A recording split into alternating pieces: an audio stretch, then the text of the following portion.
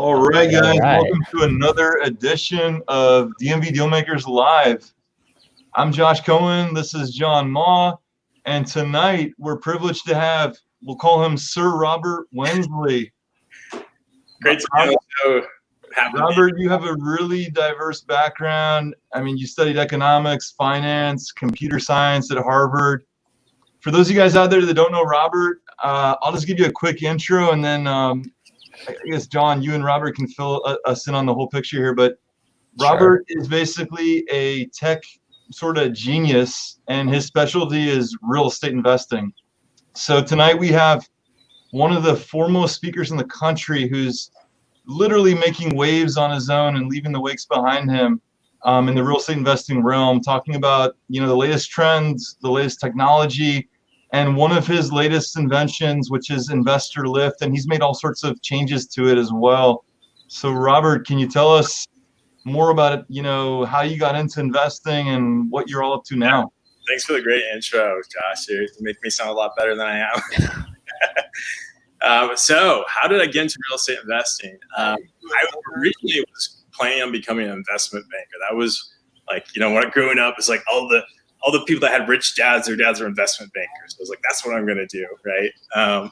So I started in economics, finance, and I'm, you know, in school, I'm doing these internships, working like 100 hours a week, crunching numbers to go make a bunch of other guys buckets of money. And, you know, right before graduation, I'm sitting there in my dorm room watching actually Tarek El Moussa's show, Flip or Flop. I'm like, these guys make like $50,000-$60,000 a year, like per deal sometimes, you know? And I could go work on Wall Street, work like 100 hours a week, slave away. And maybe I start at like 100K a year. I'm like, man, if I just did 2 deals a year, I'd make just as much money. So why would I go conventional route when it seems like real estate investing is such a better and more clear path? So that's exactly what I did. And I actually started out here in the DC area at Express Home Buyers. My wife already lived in the area. So when I moved down here, I called up Brad Chandler. I said, hey, I want to learn real estate investing because I knew nothing about it. I wasn't going to go like borrow a bunch of money and try to do flips on my own without learning the business first. So I figured, hey, I'll go try to learn from one of the best in the business, do it for a few years, and then eventually go start doing it on my own. And turned out my background in data and tech just like sucked me into the data and tech side. And now that's really been my focus ever since. It's just using data and technology to do real estate investing smarter and more efficiently than ever before.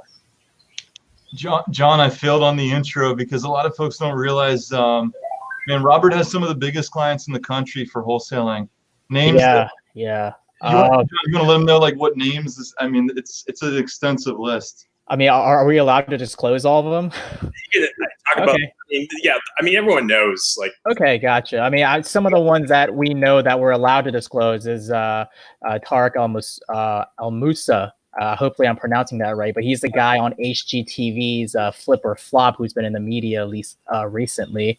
You know, obviously, Market Pro Home Buyers here in the local area. House Buyers of America, which is a large wholesaling company as well. Want to Sell Now, Chesapeake House Hunters. I mean, you name it. It's just all the big names kind of here locally, and you know, obviously national names as well. I'm sure there's others that you know that we don't really know about. But Josh, you know, it's interesting you called him Sir Robert earlier. I've got another name for Robert here. He's the Tony Stark of real estate investing here with the technology that he's come up with here locally. Man, you guys make me sound really good. Anytime I'm just gonna be like, hey, you guys want to do a webinar? well, here's the thing, Robert. I mean, when it comes to real estate investing, at least in our little niche, it's just really, really behind in terms of technology and what's going on with the rest of the world in terms of marketing, like digital marketing and just all the latest and greatest stuff. We're always just a few steps behind. You know, so I mean, just obviously it's because it's kind of a small niche business. Most of the businesses are just kind of mom and pop operations, and you know, it makes a decent amount. So a lot of them just kind of stay at that level. But you know, obviously, you know, you're bringing in kind of that fresh new technology that everyone else is using in these other industries, and you're kind of bringing it here to share, which is an awesome treat for sure. Thanks so much. Well, hopefully I can share some secrets, some tips that are going to help everyone in the group make a lot more money a lot faster. Robert, we got to share this. So Robert's platform, InvestorLift, helped folks wholesale $150 million of property, I guess nationwide. Is that fair to say? Country, yeah. We've done 36 states so far. Nationwide, basically, since last May.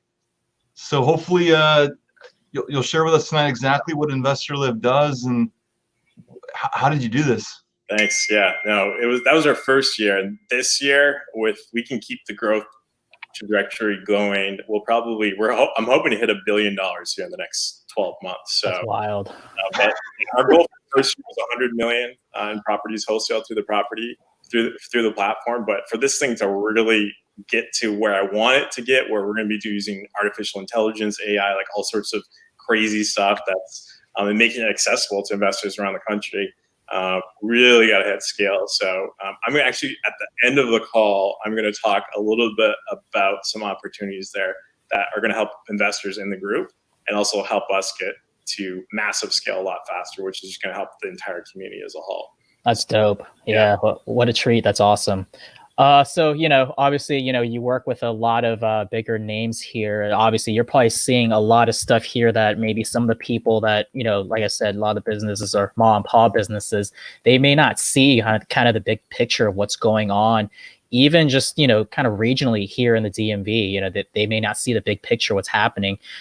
Is there some sort of insight that you've been seeing just because you're working with some larger clients that do work with bigger data, and obviously you're able to kind of consolidate all that data into kind of a bigger pool of data that you have access to? Yeah, absolutely. So I'd love to share some insights of what we're seeing today, because we see data on like all the transactions all across the entire country. We're in unforeseen times. Let me talk a little bit about the bad of what's happening right now. And then I'll talk a little bit about the good, and then where the opportunities are going to be, and how people in the group might be able to actually work with us to take advantage of some of those opportunities. So on the bad side of things, wholesalers are getting squeezed really bad right now, okay? Oh, man. Sellers have not adjusted their price expectations. A lot of sellers today are thinking that their house is worth just as much as it was 3 months ago. However, on the other side of things, buyers are expecting the COVID-19 discount, right? So what's happening is those wholesale fees in the middle are getting compressed dramatically. We were seeing average wholesale fees in the mid 30s, like in January. January was actually our biggest month ever. Wow. A ton of product in January. Assignment fees dropped 50% at their peak. Okay, so we're literally cut in half. But what's promising is they've actually started surging up just in the last week or so. So they were in the 30s. They dropped down into like the low teens. And I was like, oh my God, like this is crazy. And now we're back into like the low 20s. I think we'll probably in a couple more months, we'll be back into the 30s again. So that's been a little bit problematic for wholesalers. The other thing, of course, is hard money lending. Like hard money lending just evaporated like that, right? Everyone just stopped giving out money. So a lot of those mom pop shops that were picking up a lot of deals, and to be honest, usually paying the highest prices, right? A lot of the green investors are the ones that are overpaying for stuff and doing it with hard money lending. They no longer have those funds anymore. So that entire buyer pool just disappeared. What's interesting is now there's some more different types of buyers that are coming in to fill that in, but that really made things really take a hit here. And then if you combine that with what's happening on the seller side of things, pay-per-click was just like, one of the top sources for deals, has been for many years. What's interesting is when coronavirus first happened, we saw a spike in leads, and then we saw them just collapse. Okay, just collapse. And then so you have the same amount of businesses now fighting for the same amount of leads. So what happens? The price per lead went way through the roof. Plus you're converting less of those because sellers still have these high expectations. So PPC has become too expensive in a lot of markets. Okay. And what's caused people to react that is everyone's now flooding into text messaging, right? So you guys familiar with Lead Sherpa? Yeah. Yes. Lead Sherpa is getting flooded right now. Like I haven't ever seen it crash. It crashed last week. Yeah. Everyone's like, oh my God, PPC is so expensive. I need to find another marketing channel. What's easy? Text messaging, right? I can go send off 10,000 texts in a morning, right? And like go find myself a deal in a few hours. It's incredibly, incredibly efficient. But text messaging, it's kind of been like email before spam filters, right? Like back in the day, the spammers, the email spammers, there's so many people that made hundreds of millions of dollars with email spam. Then what happened is the spam filters came in, they shut that all down. So we're seeing the same kind of things happen with texting, is that carriers with these surging volumes of text messages, they're starting to filter more and more aggressively.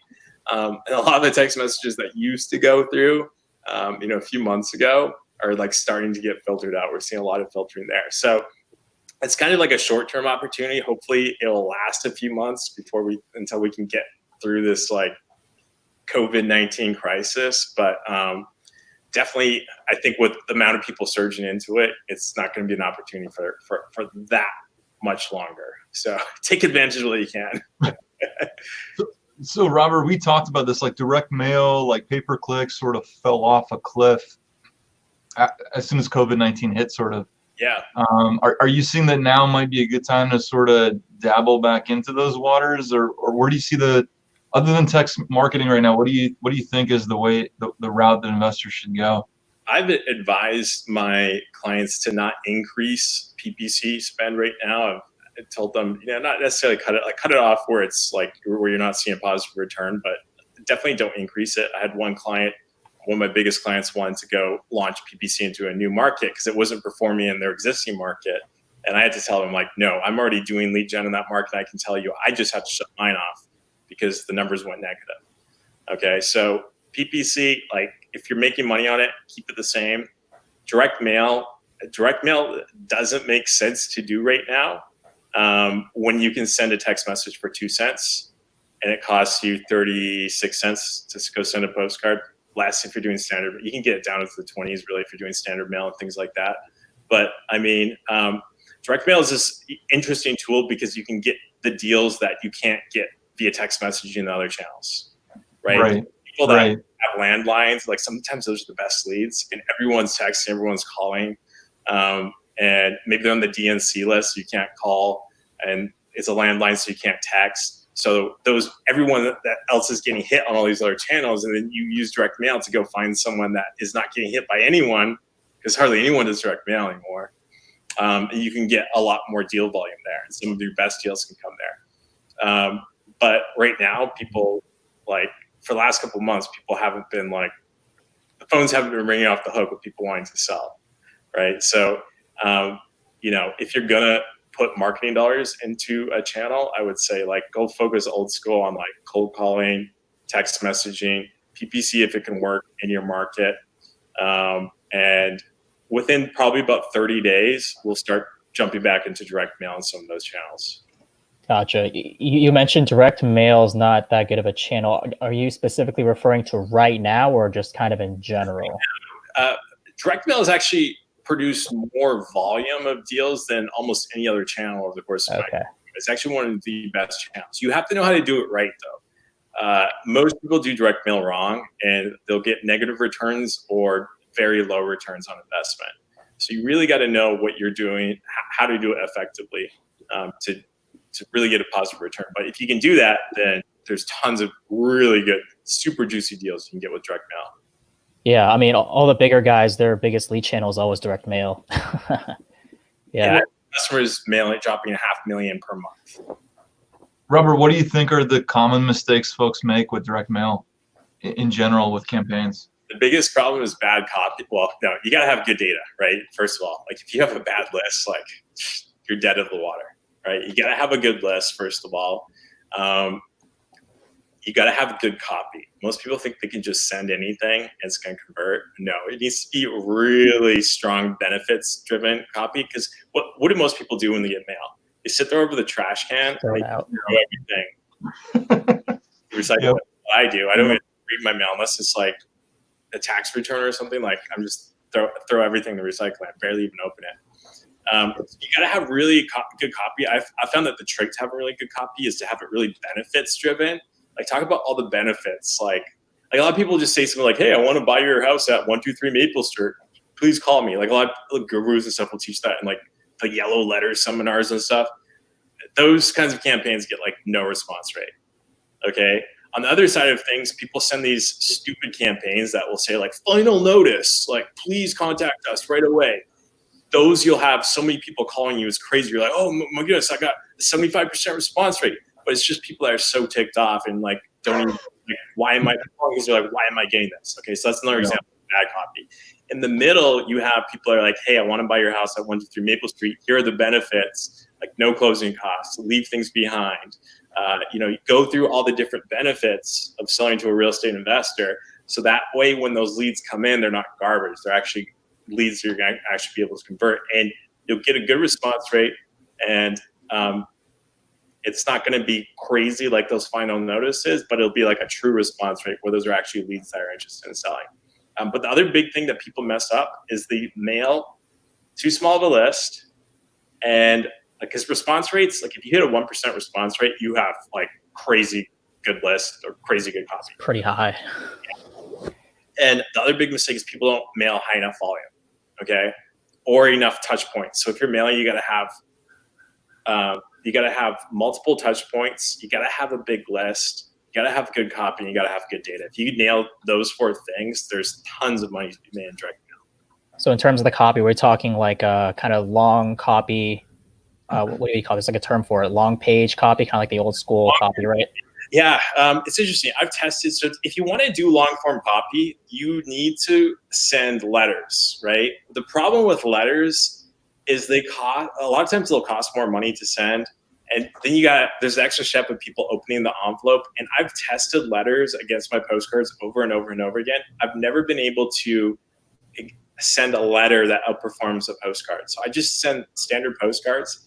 And what I try to do with my direct mailing, in addition to having a copy and all that stuff, is do things different that other people aren't doing. Like an easy one is to put a Google Street View of their house on the front. There's companies that do that. Our company does that. But we take it a step further. We have like text for offer codes where people can text a code to that they'll see. It'll be a unique code on the front of their postcard. So they get a postcard in the mail that says, hey, John, I want to buy your house at 123 Maple Street. It's got a picture of your house and it says text John 246 to 571316, blah, blah, blah. And when you text that code, it sends you back a personalized link to a website that you can click on. When you click on that personalized link, that link, by the way, will have your name in the actual URL. So interesting. John.sellmyhousenow.com, right? So when you get that link, it's personalized. And then when you click on that link and you get to that web page, you'll see a picture of your house. It'll say, welcome, John. Click here to complete your offer request. So it's completely personalized experience, right? Like no one else is doing stuff like that. But what's even more powerful is on the data side of things. As soon as you send me a text message with that unique code, I now have your cell phone number. And I know 100% that is an accurate phone number because you just texted me from it. And because I have that unique code, I'm able to link that back to your information, your address, first name, last name, all the property data that I have on you. And now when that lead comes into my CRM, even if you go to that landing page and don't submit your info at all there, I still have you as a lead. I'm going to be calling you within 5 minutes, even if you don't fill out the form. So that's where you can like really push the envelope with direct mail and get returns that are sometimes usually 300, 500% higher than what the average investor is getting. That's wild. That's really wild. good. Yeah. So Robert, how do you explain, so COVID-19 starts and wholesale fees drop significantly and now you're seeing them tick back up. I mean, you could look at this a few different ways, like inventory dropped significantly, demand dropped a little bit, maybe more than the inventory. Hard money lenders fell out, so there weren't any loans. How are you analyzing that downward trend and then the pullback up? What do you attribute all that to? Well, I think it's too early to tell like how much of a dip we're gonna have, but like I think everyone kind of agrees that like with unemployment where it's at right now and with like retail, like a lot of the base level jobs just be knocked out and like not have a lot of them are gonna be knocked out for good at this point. Like we're going into recession, right? The question of like how much does that impact prices is yet to be determined, but we're definitely going to see a price adjustment. We're already starting to see a price adjustment, right? So if you're negotiating with sellers, you just gotta be as aggressive as you can on negotiating that price adjustment. And then with buyers, just bring them good deals, right? Like, but I mean, also work with realistic buyers, not buyers. But even on the wholesale fees coming back up again, do you think it's like what's causing the wholesale fees to increase now? Is it a different buyer like pulling into the market, or what do you think's going on? Yeah, so I'll tell you what's going on. This is what I'm seeing in a lot of the companies we're working with. Landlords are getting crushed right now. Okay, and that's becoming the biggest deal source right now. A lot of people don't know about this. I'm sure everyone now after this webinar is going to start hitting all this. I'm sorry, landlords. Hopefully, we can provide some value. But okay, I'll tell you what's happening. Okay, so landlords, there's a huge segment of the population, especially in lower income areas, where there's like retail jobs and restaurant jobs and bartending jobs, things like that, where those jobs are just completely knocked out. Okay, people get like $2,500, which maybe can like help them last another month or two, but like there's a big chunk of the population that is not paying their rent. But in a lot of areas, you can't evict, so you don't really have recourse there. Meanwhile, you still got to pay those mortgage payments every month, and you're operating on really tight margins. 9% margin is the average margin for landlords. So you already have like the landlord game. It's all like managing tight cash flow margins and building up equity over time. So you already don't have a ton of cash. You knock out that cash flow for a couple of months, you're in really big trouble. So a lot of people think, okay, well, the government is doing these mortgage relief programs, like that should help with the landlords, but that only applies to federally backed mortgages, right? A lot of landlords have mortgages that are not federally backed, right? So the deferments, a lot of them aren't able to get those deferments. So they have zero cash flow coming in. They got mortgages they got to pay, and they're just getting completely squeezed. So there's a lot of people that have been calling us that have like 10 properties, They're like, yeah, I got to sell off 2 or 3 of them just so I can get cash flow to go keep the other ones alive. Otherwise, I'm going to lose the whole thing because I'm not making payments on hardly anything right now. So that's been a really interesting thing. And the interesting thing about landlords is they're a lot more realistic about price adjustments. So sellers have been in like la la land for a while, not really down at all. Realtors too. Realtors, I've talked to so many realtors like, no, everything's fine. Like they got to do their whole sales pitch. I'm like, yeah, no. So, but with landlords, because they're already real estate investors themselves, they're a lot more reasonable when you're talking numbers. And there's a huge opportunity that I see here. Actually, I think Josh, you were one of the ones that first brought this up to me, is landlords are also a lot more open to seller financing deals. Yep, that was me. Yeah, on one side. Yeah, that was you. You got lending falling out on one side, okay? Meaning, like, you don't have a lot of conventional entry-level buyers buying anymore. On the other side, your regular sellers are going away, but you have landlords that want to sell. But those landlords are a little bit more savvy. They want a little bit more money. You're not able to get them more money unless you are financing. But what's interesting about doing that is it solves the problem on the other side of the equation, right? So if you lock it down on the seller financing, which landlords love because they're used to that monthly check every month, right? Like I'm getting $1,200 a month off this thing. If I can just keep on getting $1,200, like I'm golden. So if you lock that in, they're going to be a lot more open to it because they're used to that. You're going to be able to give them a higher total net price for it. And then what you're going to be able to do is flip that contract with the financing in place over to a buyer that now doesn't need to raise a ton of hard money loans at super high interest rates, bringing down their holding costs, de-risking them significantly, making the deal a lot more attractive, even at a way higher price. So it's interesting how you just changing these deal mechanics, all of a sudden can like help both sides really get a lot more money. Robert, we had exactly that situation today, actually, now that you mention it. I mean, the guy was like, Really? We're trying to be at like 400,000 cash. The guy's a landlord. He's been a landlord for like almost 20 years. He would not move off the 450 number. But like, just like you're talking about, like 450 owner financing, all of a sudden his ears perked up. So that actually might turn into a deal for us. I just don't know yet. But yeah, exactly what you're saying. Yeah, exactly what you're saying. We've been thinking about the biggest problem with with seller financing deals so far has been like keeping track of them. Like having an economics background, I remember like when I first started Express Home Buyers, I heard about seller financing. I was like, this is the greatest thing since sliced bread. This super complex financial model showing how we can make 3 times more money doing seller financing than we could off of wholesale fees or flip fees, because just like amortize over time is just insane amounts of money. But then it seemed like a no-brainer to me until I took it to the accounting department. The accounting department's like, okay, we would have to track amortization schedules on every single one of the properties until they're paid off for the next, it's just not feasible for us on the operational side of things. So what we're thinking about doing is we're seeing seller financing working out really well. I know guys that have done like 20 million plus in a few days with seller financing deals, which is unheard of. So it's working really well, but the problem is the operations. So we're thinking about building some tech that will actually solve all that for you. So when you go sign up that deal, you just send them a login. It's got basically their loan balance. It's got, the amortization every month, how much you're owed on it, how much is remaining, your contract. Maybe get into payments where you just type in your accounting number and your routing number. The money just gets deposited every month. I think that's going to make it a lot easier to sell to people, and a lot easier for also people that are creating these seller financing notes to actually manage all of those. It helps make the process more scalable.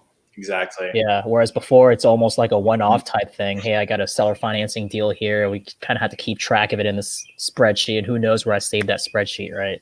Right. Yeah.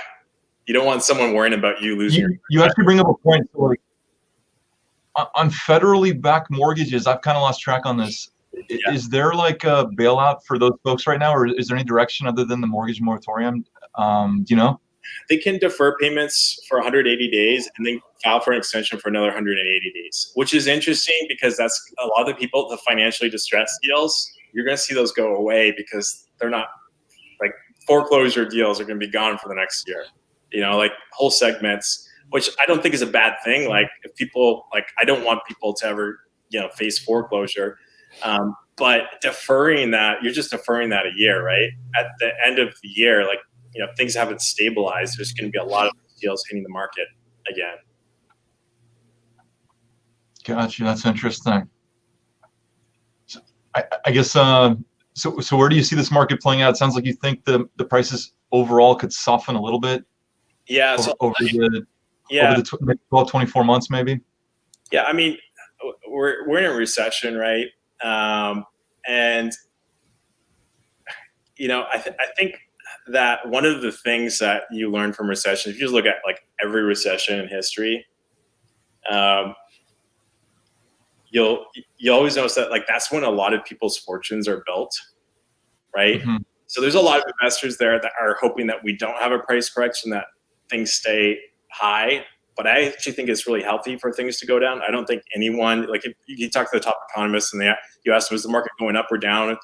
And you compare that to chimpanzees throwing darts, so I'm not going to try to say, hey, we're going down 5%, we're going down 10%, we're going down whatever. But if you look at what's happening, that prices inevitably are going to go down, whether you like it or not.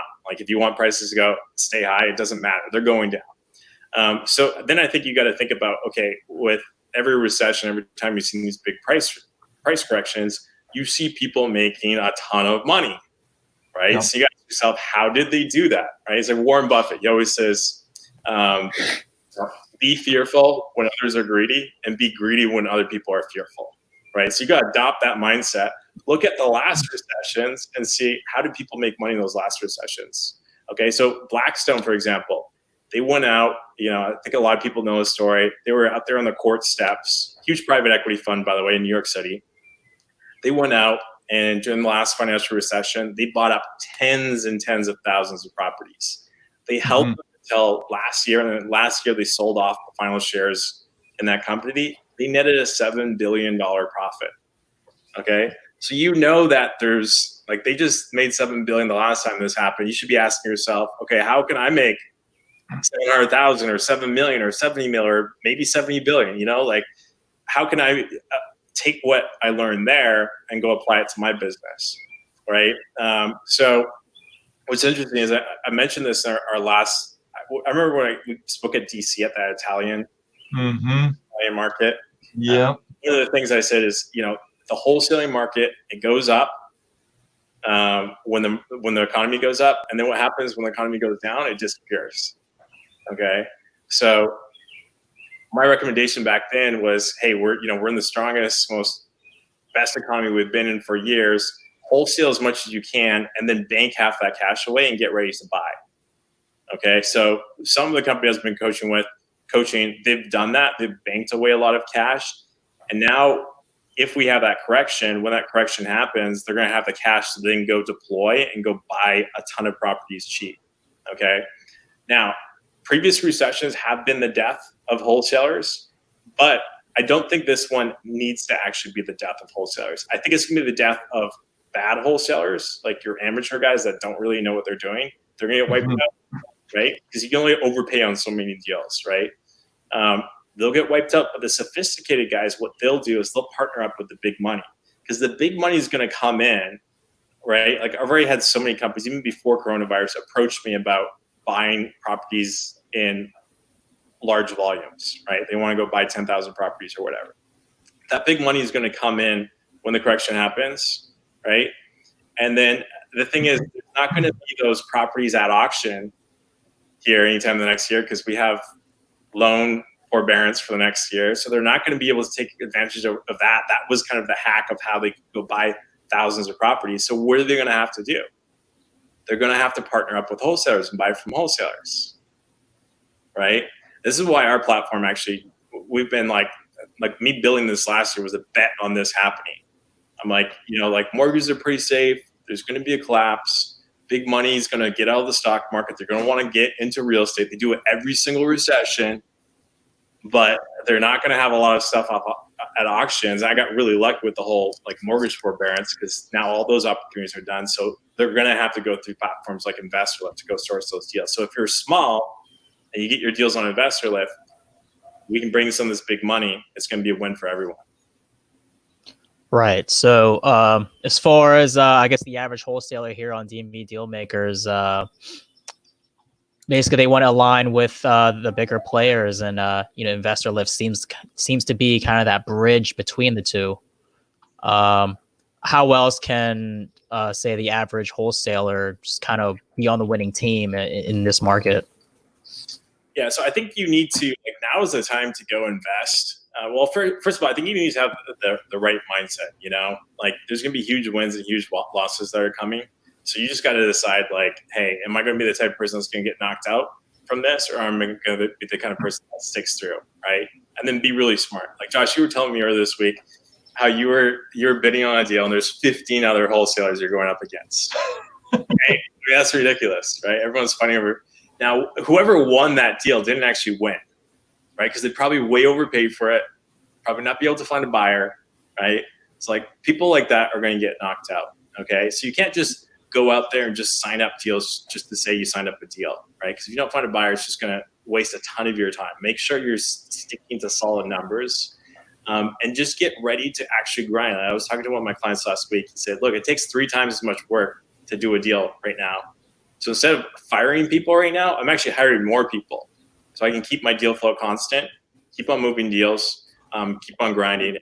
Everyone on his team is just absolutely grinding to try to move deals. So I think that's kind of the mindset you got to have, is let's go grind through this price adjustment, because once you get through this price adjustment, then on the other side of it, there's going to be, or actually driving it as well, is going to be one of the best buying opportunities ever, right? You got the landlords, I already talked about that, how all the landlords are offloading properties. But then you're also going to have this, I don't know if have you guys heard of this, the silver tsunami? I think, you're mentioning a little bit. Yeah, a little bit. But so explain what that is. Yeah, so what happens with people, they start their careers, they buy a small house, then they have a bunch of kids, they buy a bigger house, some more kids, they buy bigger, and eventually they get to their retirement, their kids are moved out, and then this huge oversized house. They're paying taxes on, they're doing maintenance on, and they don't need it. They only need 1 bedroom. So then they downsize typically. With baby boomers, they put that off, right? Because the stock market, all the good dividends, 401ks growing, all of that has allowed them to afford houses that are really too expensive for them, and they put off downsizing.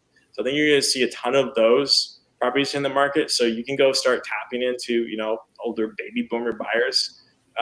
Think beyond DC, think about markets where there's older people or pockets within the DMV market where there's older demographics. And then, the financial distress, like a lot of that is knocked out because of mortgage forbearance, but that's only thirds of all the mortgages. There's another third of mortgages that are not going to qualify for forbearance. And those people are going to be in really tough financial spots. So think about structuring creative deals that could be a win for them, getting them out of their mortgage, and a win for you, helping you, put a deal together.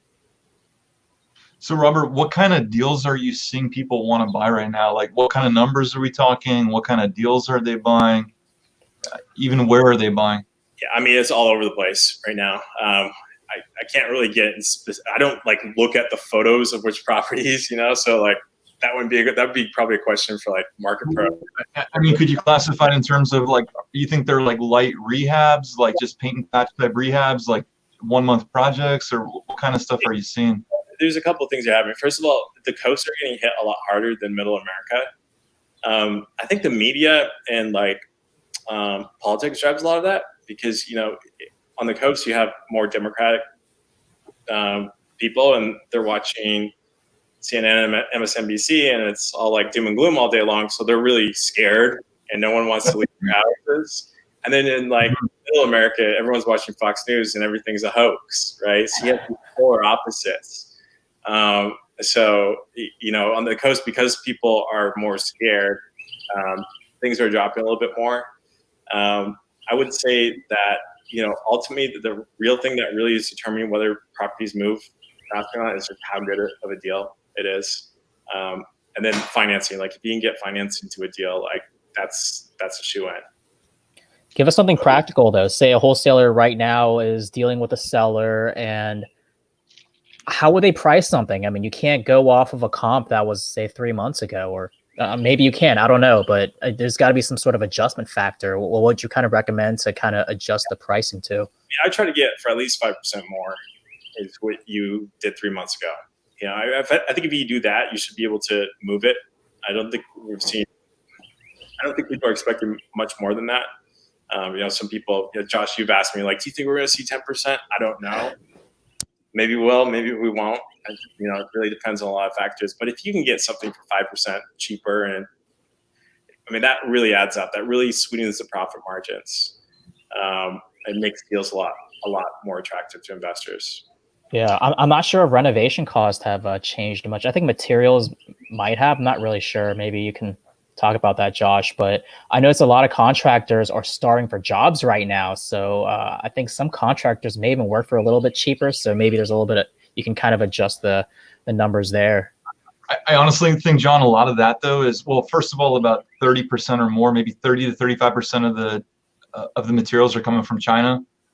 And so, of course, we got supply chain volatility there. But I think also like permits in a lot of jurisdictions are just stuck in transition. I mean, right. Fairfax County here, we've been waiting on permits for 6 to 8 weeks and we got nothing. We're just sitting on the projects with nothing. I mean, they claim they're working on it, but nothing's happening. So I think you got a lot of that going on where builders can't even build. So, it falls down like a domino effect. These guys have no work because the builder's not got a permit.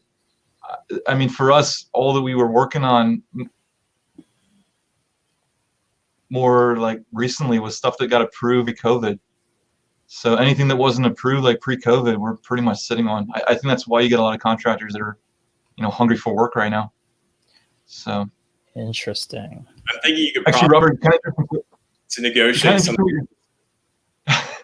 it's kind of interesting what you're saying about non-federally backed loans. I mean, do you think like larger apartment buildings are having similar issues where, even these 50, 100, 200 unit buildings in like DC region, for example, where a huge chunk of them aren't paying, and I'm sure a lot of them, their mortgages are not federally backed. Yeah. I mean, do you see rents coming down then? Are you thinking rents are going to drop? I think, what's interesting, I'll tell you what I have seen. I've seen 2 companies, big companies, approach me in the last 45 days to help them have me consult with them on how to do what we're doing the single family space in the multifamily space with buildings with units up to 100 units plus, right? They're like, hey, what you're doing with small houses, can you do that at a larger scale? I think what could be driving a lot of that is commercial is like crushed. Like I did a Facebook post like I think in January when this started, before it even like hit the US, and I was like short commercial, get off commercial, it's gonna just collapse, and it's gonna like just completely be dead. So you have a lot of these big funds that have been really heavy on the commercial side, and they're gonna have these huge losses, and they need to offset those losses somehow. So they're gonna try to shift as much as they can, as quickly as possible, onto multifamily, because you can buy it a little bit cheaper right now because people aren't paying their rents, right? And then as things stabilize and get the economy rolling again, those rents should come back in. So it's interesting. There's a lot of interest on buying bigger units right now. Interesting. I mean, even with stabilized unemployment at 10% in this region, I mean, I think I look at multifamily as one of the first thing that's probably going to struggle for the 12 to next 36 months. Even stabilized vacancy rates could be 10% plus. It'd be a good time to buy. Everything will be on sale. So I guess, Robert, for the wholesalers in our group, I guess, what do you think the strategy should be right now moving forward? You're a COVID-19 investor right now. Maybe you're a wholesaler. Maybe you were crushing it 6 weeks ago, and now you're sort of struggling. Like, what should be the game plan, from here out? So you got to survive the next few months. It's not going to stay like this for that much longer, but you got to survive the next 2-3 months, get through to the other side. We're already starting to see things normalize a little bit, but it's not going to be back to normal anytime soon. But you also got to start really taking the time you have, because you're not commuting as much anymore. You have more time on your hands. Don't spend that time watching Netflix, right? Like, go invest in tech. I'm telling you, this recession is going to knock out all the guys that aren't super, super efficient. Okay. So if you don't have a CRM, get a CRM, right? And if you have a CRM and you're using like an Excel spreadsheet, because that's what most people do, they just use it like an Excel spreadsheet. They're not actually using the CRM functionality. Fix that. You learn marketing automation. There's tons of tools for this. One I've used a lot in the past that's accessibly priced for beginner wholesalers is ActiveCampaign. You can drag and drop stuff like, hey, when someone submits their information, I want to send them a welcome email letting them know I'm going to call them and which number I'm going to call them from, right? So when they get that call from you, they know who it's coming from. And then I'm going to send them a text message to their phone with the same thing. Hey, I received your offer request. I'm going to be calling you from this phone number, right? And then a day later, they get an informational video. And then another day later, they get an informational video. Meanwhile, you're calling, you're texting, you're working this lead. You've got it. If you're not in marketing automation right now, you got to get into marketing automation. So we got to be thinking about is you got to go bigger with all your numbers, right?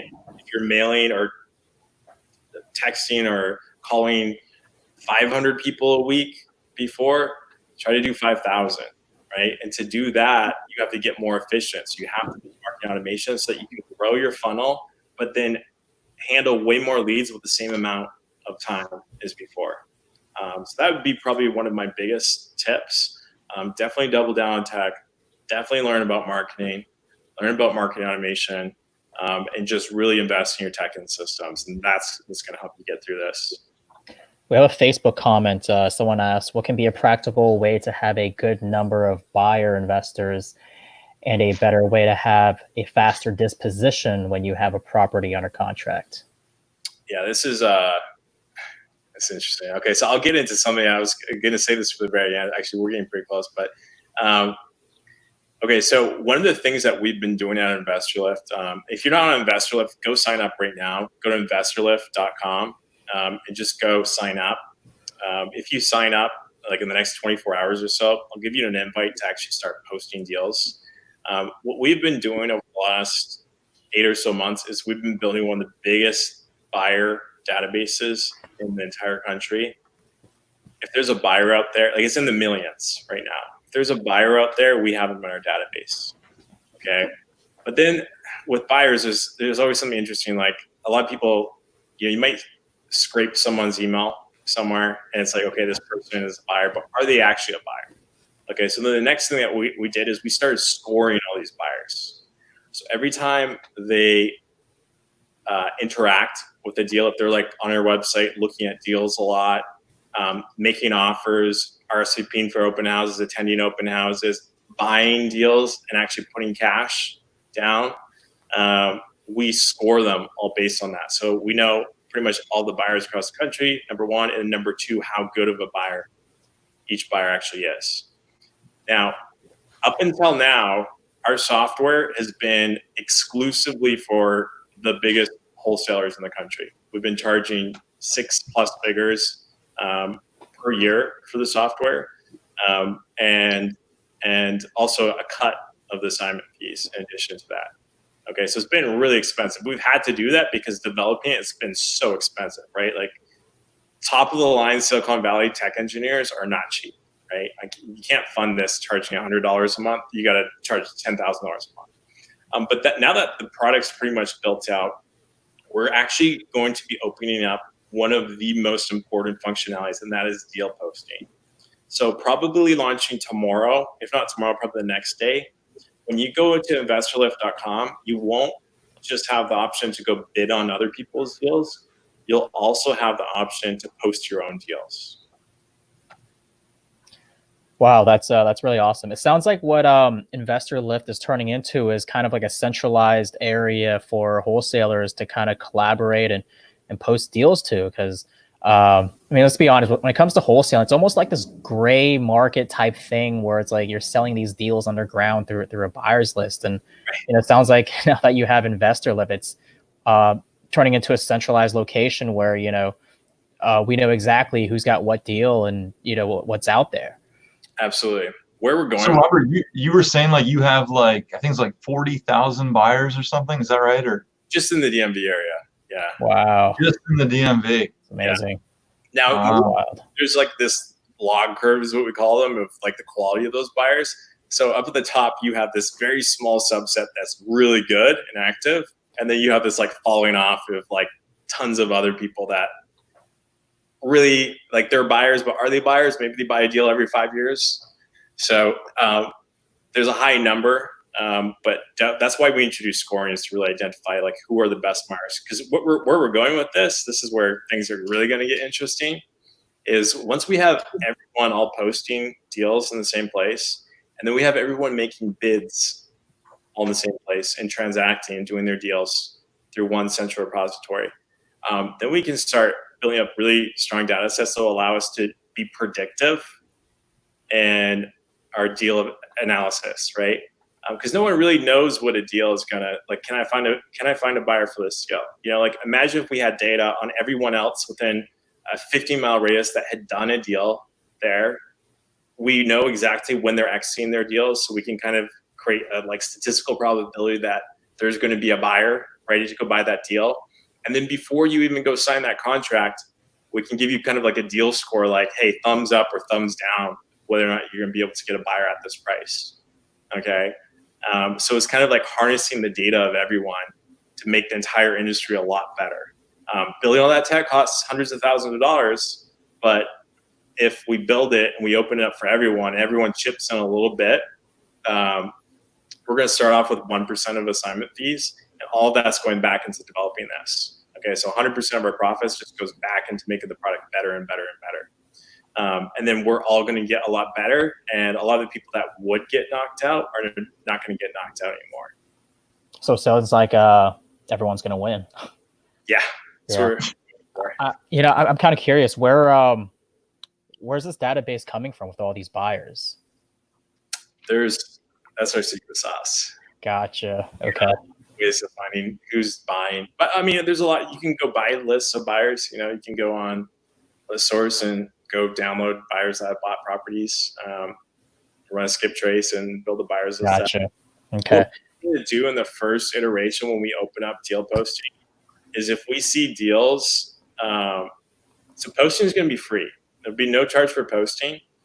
If we see deals that we like, we'll blast them out to the top buyers. We'll send your deal out to all of our best buyers with text messages and emails. And then if we bring you an offer and you close on it and sell, then we take a 1% fee. There's like zero risk. Like we bring you a deal and you close on it, that's the only time we get paid. We don't get paid unless you get paid.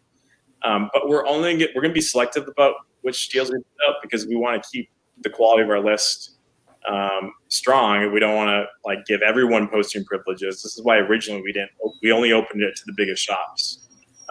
Was we didn't want it to become flooded with junk deals, because that's what's happening on all these. Like you go on My House Deals, how many of those are actually deals? Like 5%.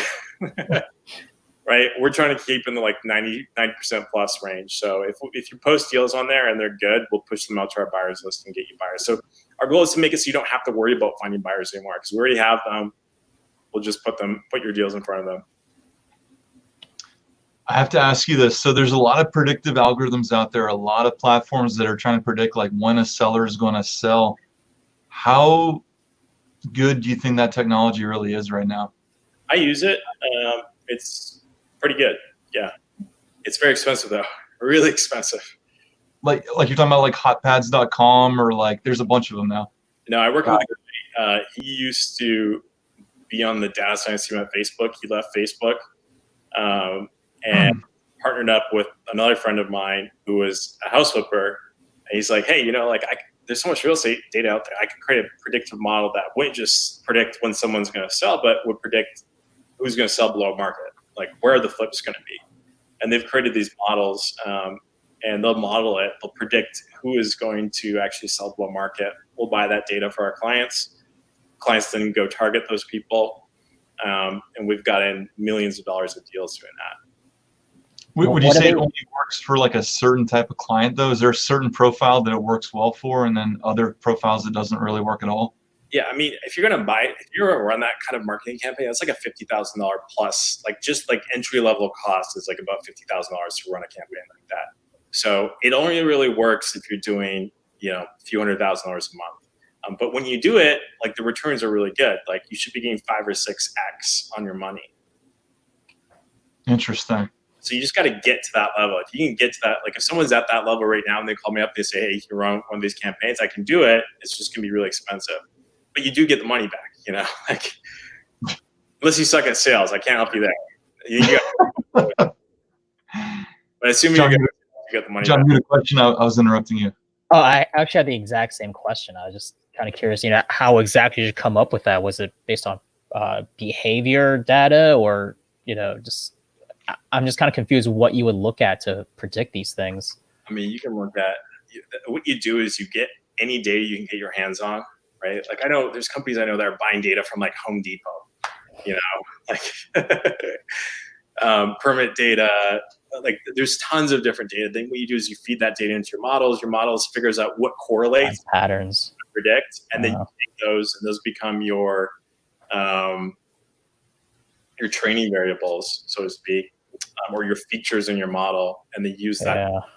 Don't try to do this at home. It's like I have a PhD in data science to do it. But I think what we're going to see is we'll see a lot more of that.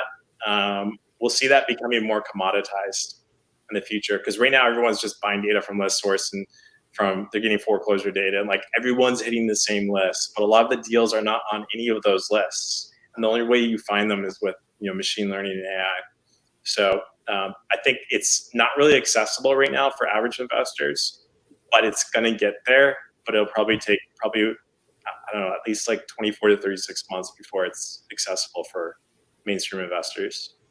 So I have to ask you this question. So, I mean, you obviously have some great technology. You've turned some of the operators in the country into the best operators nationally with your technology and I guess their skill and discipline. But being around some of these, these top-notch operators in the wholesale space, everything from express home buyers to now, what do you see, what do you see in the top operators versus everybody else? What are the commonalities? What are the challenges? What are the hurdles that you've seen people face, and how do they overcome them? Yeah. So one of the biggest things that I see with investment shops I walk into, one of the biggest problems is romanticizing, like getting emotionally attached to deals and wanting to do this just because they want it, construction is sexy, like, I'm sure you know all about this, Josh. You get into construction. cost overruns, budget overruns, calls in the middle of the night because someone stole your generator or a pipe burst. It just is on construction. I'm sorry, I do this every time. But construction is so hard. With new builds and like developments and stuff, you have much better margins than someone that's doing a conventional flip. So maybe with you it's a little bit different. But people that try to do too many flips at once, they get stuck at the baseline. They can never take off. If you want to take off, you got to be able to do more deals. The only way to do more deals is start wholesaling. Okay. So as people get more sophisticated, they go from the spectrum of wanting to do all the construction themselves to doing none. Every single one of my clients has gone through that transition. And that's one of the first things I ask people when they come to work with me is like, are you willing to give up construction? You know, because if you're not, I can't scale you. I can give you all the best tech in the world, but you'll be stuck with all the non-scalable aspects of construction. So that's the first thing. You got to be open to doing higher velocity of deals. You can still do flips, but just try to minimize them. The second thing is to do this right, you got to really invest some money, right? Like a lot of guys, they'll come in, they do some hustling, they get their first deal, then they blow all the money, right? Like if you go land that first $30,000 assignment fee, don't go blow all that money. Take the least amount that you can, then invest all the rest into building out your CRM, building out your marketing automation, buying data, and running that next campaign. Because that, $30,000 that you just earned, if you play it right, you can go turn that into a couple $100,000. And if you play that right, then before you like a couple cycles, and you're at $1 million a month, which is actually not too hard to get to. There's a lot of companies that would be able to get there in very short amounts of time, like 6 months or less. Are you offering some sort of consulting, or what exactly can you do for people? Yeah, so far what I've done for companies is I've gone to the big shops and I've basically licensed my software to them, but then I also do a lot of consulting on setting up, telling them which data to buy, telling them how to set up their CRMs, how to set up marketing automations, how to do everything that they need to do to go fix their business and actually get good returns.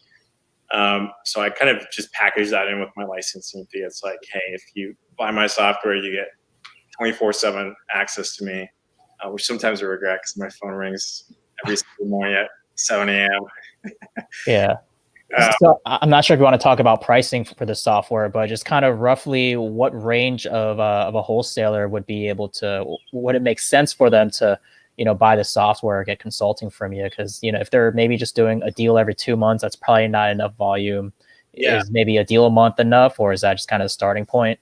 We typically focus on 200,000 assignment fees plus per month for it to make sense to buy our enterprise software. Now, that being said, we have some cheaper stuff that's coming out. Our enterprise software is really expensive. It's really complicated to build. We can't give that to everyone. But deal posting is the first thing that we're opening up for free for everyone. And then we're also going to have a SMS marketing tool that we're going to be opening up, which will be pretty much you're paying for usage. And maybe there'll be a tiny small fee, right? Because I see a lot of people, smaller investors, getting crushed right now with not getting enough leads. So I'm like, there's clearly a need for this. Lead sure, but you're gonna pay $1,000 a month. It's not really accessible for people that are getting started right away. We're gonna have something like that coming out very soon, which will be a few $100s per month. One of my best tips, if you guys want to learn more from me, I put together a 4-hour course with Matt Fullerton. Matt Fullerton was the top closer I ever worked with in the history of ever doing this business. He's a beast. He's a beast. I just came in to consult with Tarek El Moussa to get his sales performance to the next level. So we worked together for years. He knows how to close deals more than anyone I know. We did a course together. It's 4 hours of gold teaching you how to do everything that we do. I haven't added too much marketing into it yet, but I'm going to be adding some modules probably this next week. Every single student that has bought that course has closed a deal. I literally, before this tonight, I was like, I wonder how do it work out? Because I did one webinar a while back, and I was like, okay, let me go call everyone that bought it and see how everyone's doing. I was thinking, maybe you know, I'd be lucky if half had done a deal. You know, a lot of times people buy these courses and they don't do anything with it. But every single person that started that course actually has done a deal. So if you want to, Robert, can you give us the name of that course? We'll post it up here. SalesLift. I will post a link to it. Actually, I have it here. Okay. The URL I just posted. Is that private chat? Let me post it in the comments. Can I? I don't know if you guys can post online. I don't think I can post live comments on my end, but it's go to saleslift.investorlift.com/join. Okay. saleslift.investorlift.com/join. Okay. There we go. We were gonna make this like super expensive, raise the prices to like $5,000 because we saw it was actually working. But I'm gonna hold off on doing that. I think right now it's at like $9.97, which is a steal of a deal. Like, I mean, you make one deal and what you get 20x your money back.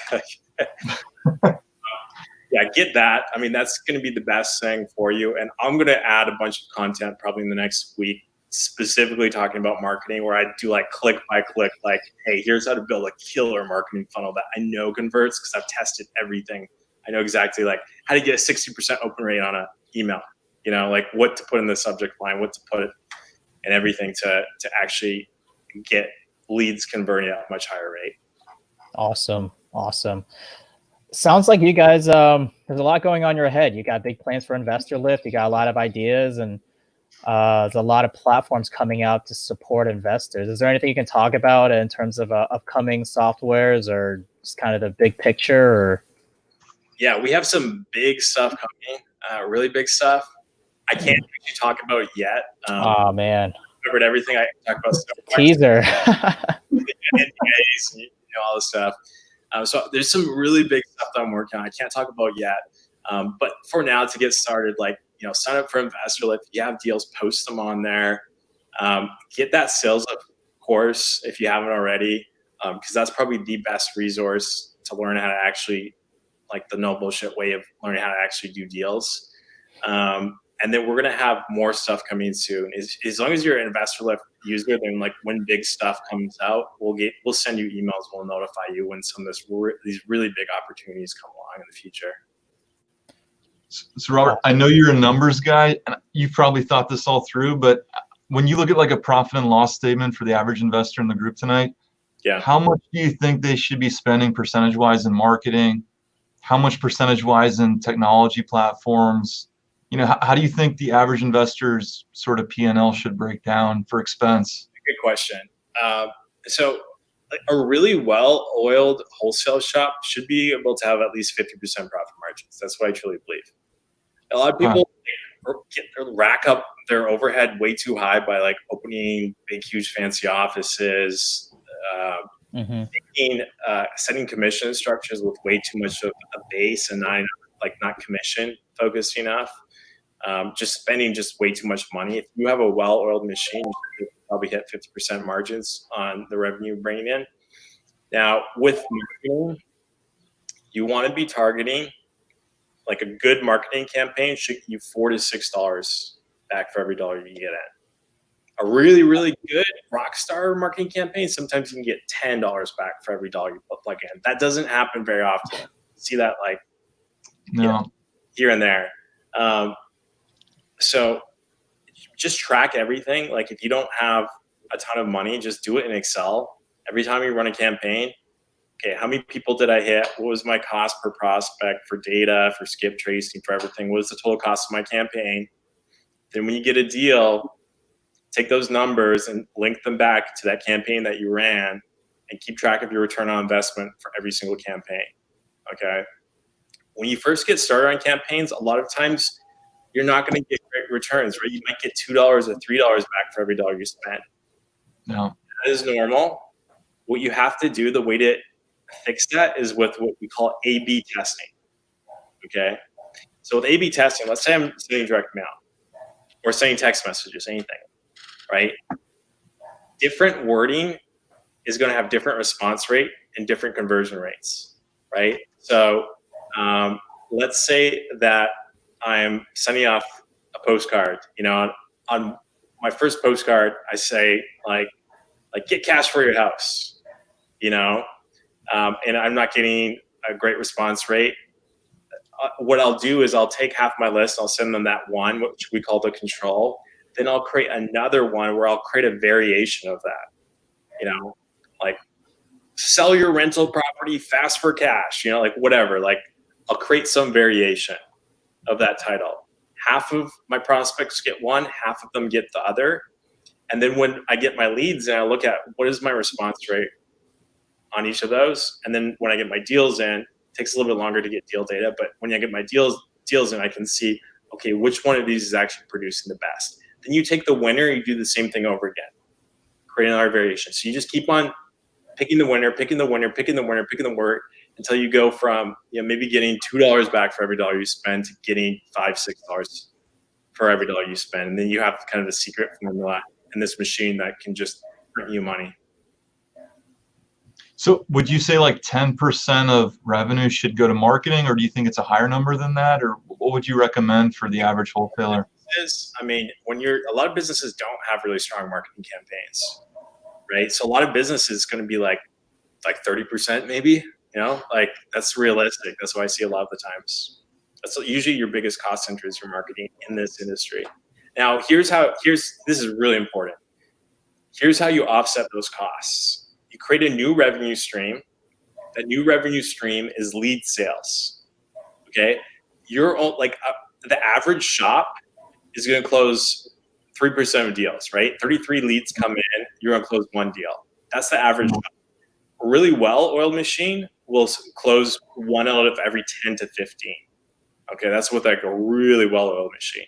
But let's say it's like average, so you're closing 3%. That means you get 100 leads that you've maybe paid $250 for each of those leads. And you're closing those 3, but the other 97, what do most people do? They just let them sit in their CRM, which is insane, right? Like all those people are going to go sell with a realtor. So what do? Well, to all the realtors, they don't have money to spend on marketing. You call them up, you say, hey, I'll sell my leads to you. They won't pay you cash. Tell them, say, fine, okay, I'll give them to you for free. Just give me 20% of whatever you earn on it. That money coming back from the 97% will fund your marketing campaign. Interesting. John, I got to ask him another question. I don't want to take your turn here. Robert, do you think like coastal markets are more competitive right now on the wholesale side than like, you know, Midwest markets, or how do you see that? Are tertiary markets easier to wholesale right now, or? Yeah. I mean, it's like the big cities are always really hard, you know, like, like LA. I mean, LA is like, if you try to go do pay-per-click in LA right now, you're going to be competing against so many people because everyone watches this house flipping shows and they're like, oh, I'm in LA, I could do this too. So they all come in, they overspend on everything. It drives your costs to the roof, you know? Same thing in DC. Like we saw, like, you know, a few of the wholesalers started making a lot of money in the last couple of years, and everyone flooded in is now all trying to become a millionaire doing wholesaling, right? So I just feel like in the bigger cities, like the bigger the city is, usually the more competition you're going to have in wholesaling. In rural areas, there's like no competition, you know, like if you go into like a rural area, I mean, on one side of things, there's no competition, so you can go lock deals up. The problem then is finding buyers. But if you could build like a niche buyers list in like a rural area that had like really good, let's say someone wants to invest in like a solid rental portfolio in a certain, like in Ohio somewhere, you know, where like they could get like, you know, really good cap rate. They don't care where those properties are. They're just like, hey, just get me this cap rate. And you could go source those deals really cheap. I could see there being like a big play where you like try to go into these rural markets and actually have like no competition, but make a ton of money. That's why virtual wholesaling is so hot in those smaller areas. You know, Sean Terry just came out with a webinar, just talking about how you can basically wholesale the entire country, you know? Yeah, I've got clients that are doing it. Wants to sell now with Nick Perry. He's every single state across the country is doing deals. There's not a single state like. But my concern, Robert, is like what you just said. Like we got a lead today in Mineral, Virginia. I'm like, I don't know any cash buyers in Mineral, Virginia. It's like I got, you know, every state across the country. If the numbers look good, I'll push it out to my list in that area. I gotcha. Cool. So what other sort of tech trends do you see coming? Like, is there anything like next and great thing out there that might be on the horizon right now? Well, I think AI is going to be the biggest thing. Machine learning, like that's becoming like so accessible now. Where a few years ago, everyone was just working off of Excel, and it was like I remember I showed Tarek Lead Sherpa a few weeks ago. I actually had him try it out. He sent off like 1,000 text messages. It was funny. Everyone was like, "This is not really Tarek texting me." He's like, "No, it actually is." He wanted to test it out before we really scale it out. But what's interesting is like he's like, "Robert, this is insane. I click a button, I send off 300 text messages in like 30 seconds." He used to sit there with his cell phone back in the day, literally sending off these text messages, copy and paste, copy and paste, copy and paste to go find deals. Like that used to be how we used to have to do things, So there's been this like initial shift to marketing automation, which has made things a lot easier. We're now doing things at much higher scale. Sorry, I know it's like my camera's super bright. And then I think with more data now being captured, the next big shift is going to be into AI, machine learning. It's going to completely change the industry. But if you want to take advantage of that, you've got to at least like get caught up on tech. Like if you don't have a CRM with marketing automation, like get that before you even start thinking about where things are going to go with AI and machine learning. So AI is going to help you identify the candidate leads mostly. Is that where you see it playing out? Yeah, it's going to happen on both sides, right? So we're already using it on the side of finding sellers. Like that's really the data sets are there. Like the biggest hurdle, a lot of these algorithms are the same algorithms, right? Like if I use a regression algorithm here or there, it's just the same algorithm that's been around for 50 or 100 years. It's the same math.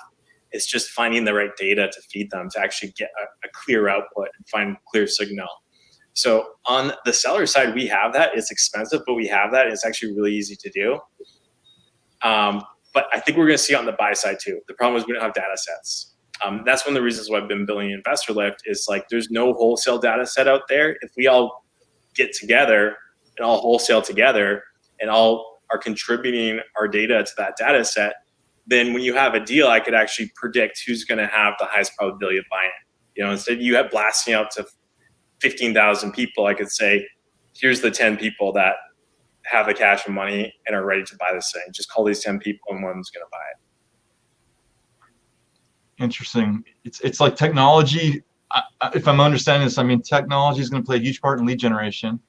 It's going to place a huge part in marketing automation, huge part in disposition. The only piece that I see is acquisitions. Like, where does technology help in the acquisitions realm in automation? It's absolutely huge, right? Because like, what's interesting is if you're just like one salesperson, like you're like a sole proprietor or whatever, like you can just go do a sales training course, get really good at like do Grant Cardone or whatever, do sales with Matt Fullerton and myself. That's the best one. Do one of these courses, learn how to do it, and then you're set. The problem is once you go beyond just yourself and you have to now train other people. Sales guys, typically, if they're good at sales, they're bad at tech. That's what I've seen over and over and over again, right? Like there's exceptions.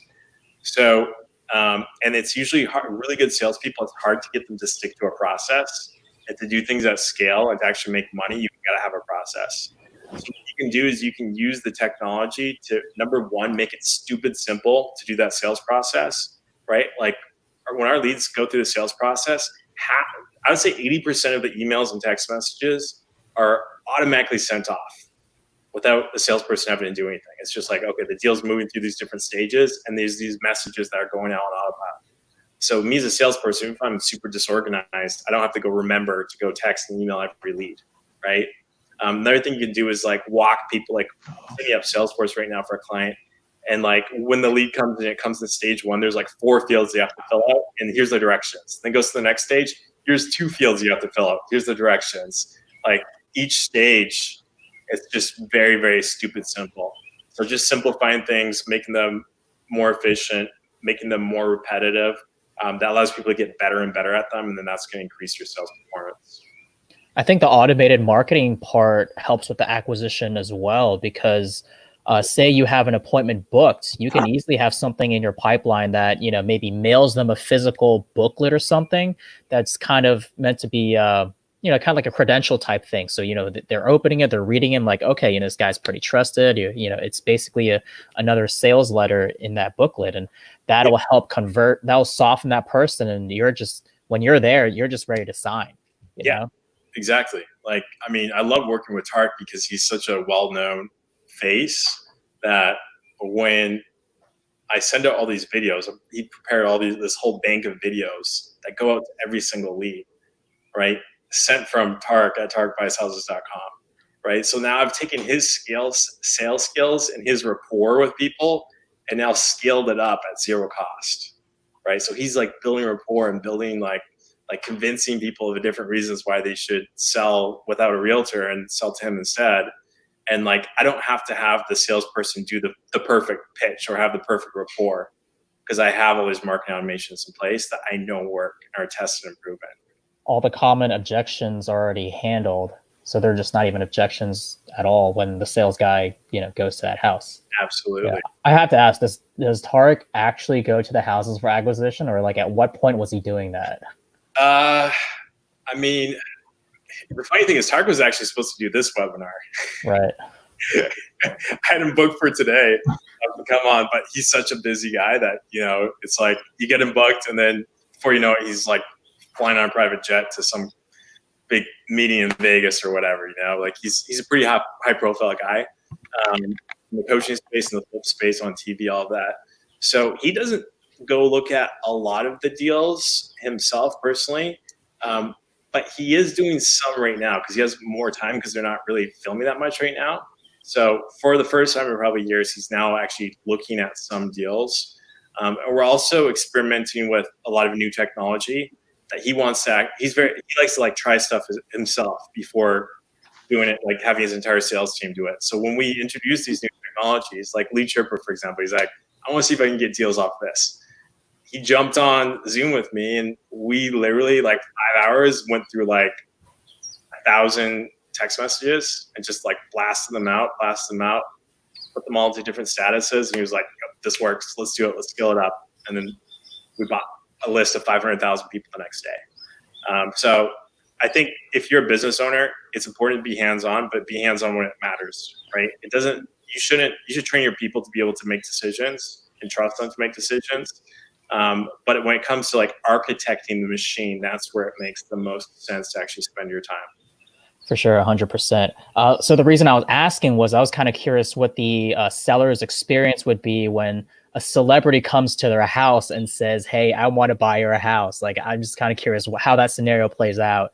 I mean, I would assume the fact that he's on TV lends to a lot of credibility. I would assume his conversion ratio is pretty high, but I just like to see like a reaction of the seller when like a TV celebrity like shows up and says, I want to buy your house. Yeah, I've never seen that, so I can't really speak to that. But I will tell you this: when we were doing our text messaging, there's so many people that are messaging back, like, "Yeah, this is not Tarek. This is your assistant." So, and then he would just pick up the phone, like if it was actually a real deal, he would actually pick up the phone and call them, like, "Is," and they're like, their jaw was just dropped, like, "This is actually Tarek calling me." It's funny. That's funny. Guys, we're talking tonight live with Sir Robert Wensley. I call you Sir. Every business Robert's touched in the last, was it 10 years now that you've been in the industry? Almost. Yeah. Almost 10 years he's been in the wholesaling industry on the tech side. Almost every business he's touched has turned to gold. Their business has blown up. CEO, founder of InvestorLift. If you have a deal tonight, get on InvestorLift, post your deals. You'll get 40,000 cash buyers just in the DC region alone. If you have a question for Robert, please post it now. We're almost out of time, but post your question for Robert on Facebook or on YouTube TV Live. I do have a question. Robert, how did you get in touch with Tarek El Moussa, the number 1 or 2 flipper on all of TV, HGTV? How did that happen? That's funny. So he was always on my list because he was the one that kind of got me into flipping way back in the day, right? Like I was watching a show, I saw the numbers, I'm like, if I did 2 deals, I'd make just as much money in a year as if I worked all year 100 hours a week.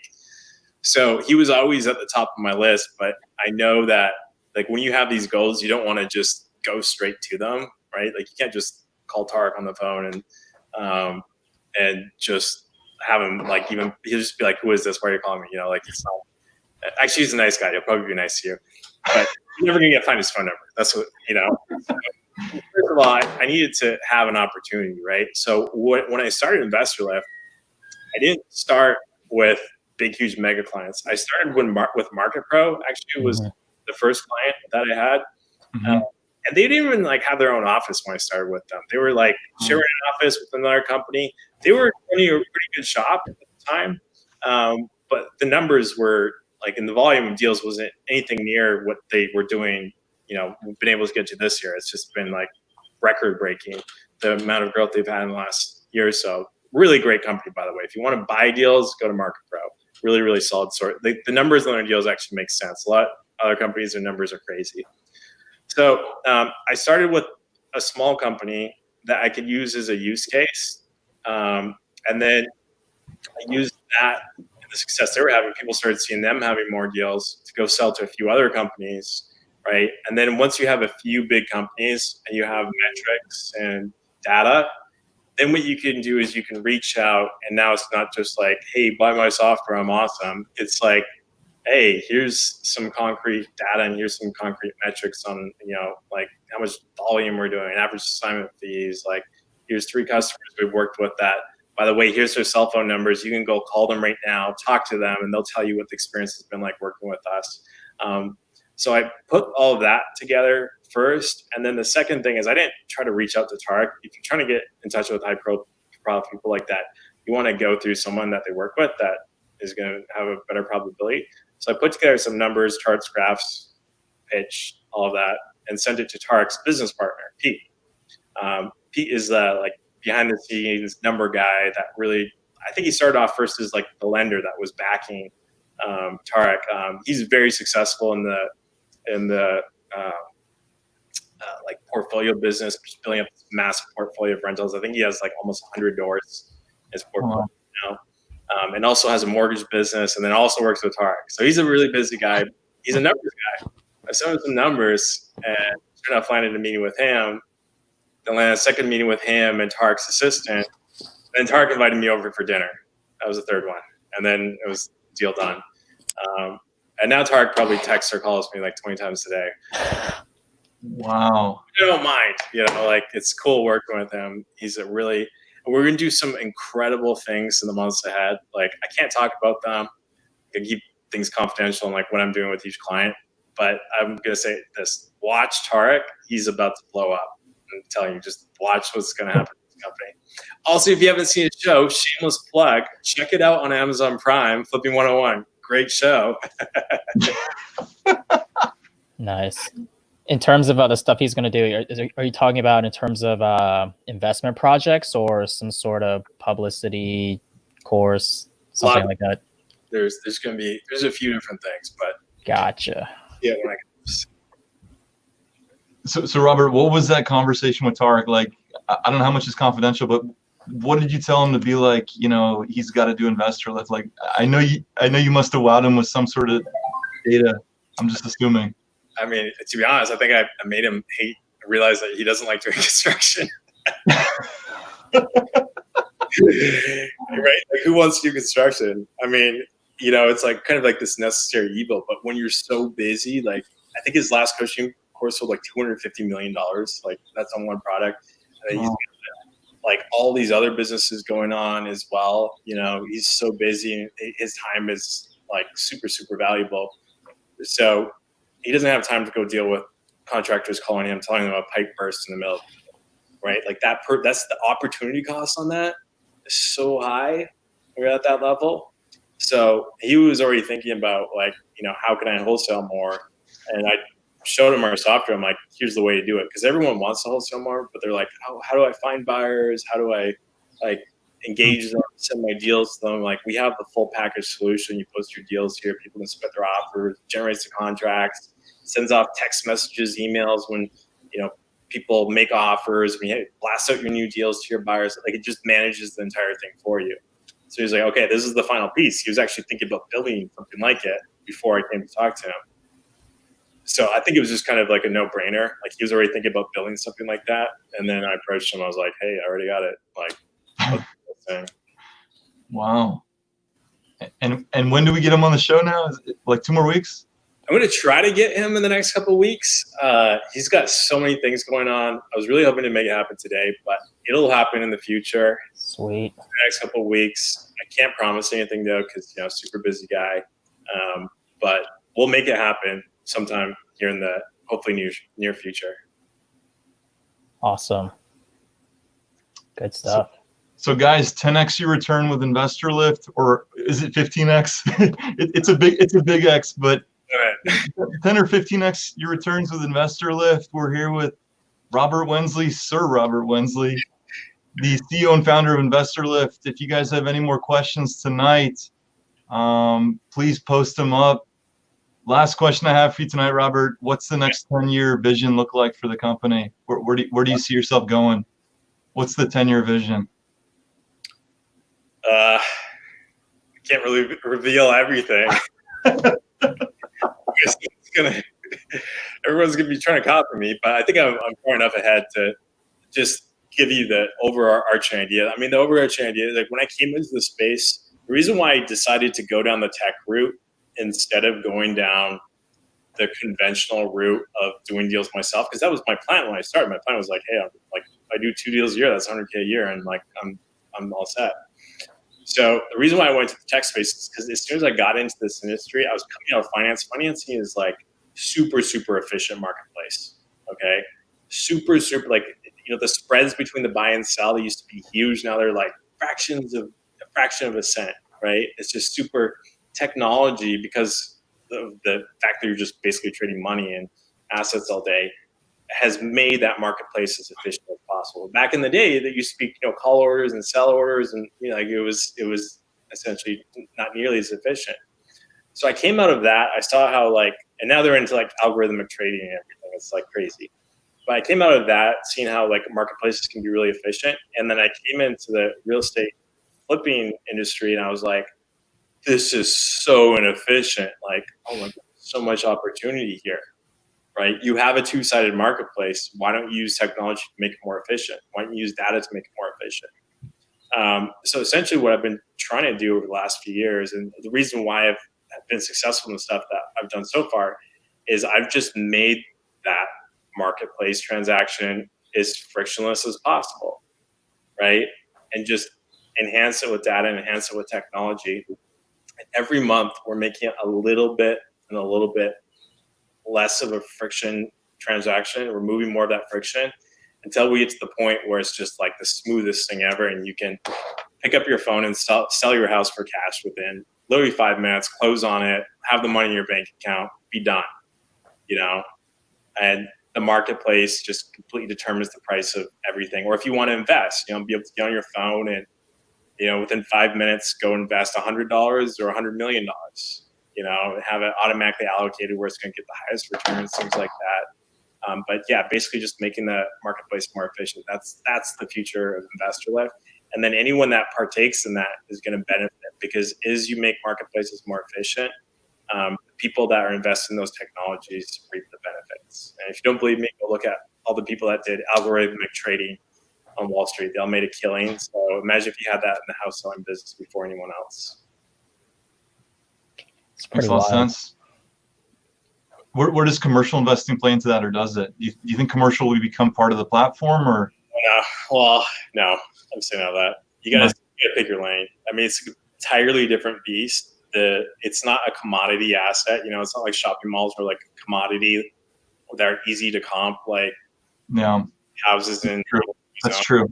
Yeah, that's more ad hoc. It's really hard to leverage data and technology in the same way in that industry as it is here, because it's just less transactional. So guys, how can they reach you, Robert? How can people find you? I like to make myself accessible. And I try to respond to everyone as quickly as possible. I usually get a lot of comments after these things, so I'll try to get back to everyone by tomorrow. So just friend request me on Facebook is usually the easiest way. It's Robert M. Wensley. I think I'm tagging the post for this. Or you can email me, robert@investorlift.com. Sign up for InvestorLift if you haven't already. If you want to learn about how to get a lot better with real estate investing, I put together a course with Matt Fullerton, not going to plug it. I'm just going to tell you that everyone that's done the course has closed a deal, and we've only had it around for like 3 months. So URL for that is saleslift.investorlift.com/join. So check that out. That's packed with tons of content. I'm going to add like step-by-step directions on how to do some of the stuff that I do on marketing to get super, super juicy returns off of campaigns. And yeah, that's it.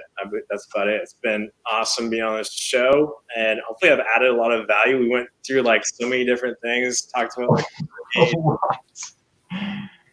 talked about marketing, talked about, I think, so many different things today. So if we did miss anything too, like, post in the comments below. I'll try to watch them. We're going to put this up on YouTube, or where we Correct. It's streamed on YouTube. It's streamed on DMV Dealmakers on the Facebook page as well. Yeah, so Robert's actually in the DMV Dealmakers groups. So, I mean, I'm pretty sure he's tagged. So it'd be really easy to get a hold of him. And he's pretty active in the groups. So. Awesome. Yeah. So just comment below if I missed any questions, or if you're watching this 2 weeks down the road. I'll try to watch the comments. And then if I have something I think could add value, I'll definitely respond to you. Guys, check out InvestorLift.com tonight. Post your deals on there. Robert, thanks so much for joining us. I mean, obviously the technology is great because everything you've touched for 10 years turns to gold. But at the end of the day, it's the guy behind the vision. It's the guy behind the platform. So, guys, reach out to Robert Wensley. Check out InvestorLift.com tonight. And we're going to get you back with Tarek El Moussa in the next few weeks here. Yeah, awesome. In the meantime, guys, think of your questions, post them on Facebook, YouTube, and we'll get them answered. Have a great night, everybody. Awesome. John, any closing thoughts? John, any closing thoughts tonight? I mean, it was a phenomenal hour, so there's a ton of value. And, obviously Robert's going to be back here pretty shortly, and I'm sure he's going to get a lot of messages tonight. So, yeah, we appreciate Robert's time. I know he's a busy guy.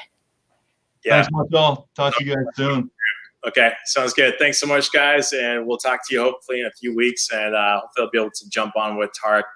I'm actually in DC right now for the next couple of weeks. I'll be in LA probably in about 2 weeks. And hopefully, maybe in a couple of weeks, I'll jump on with Tarek, and we'll do this all together. Nice. Awesome. We'll talk to you later, guys. Right. Have a good night, guys.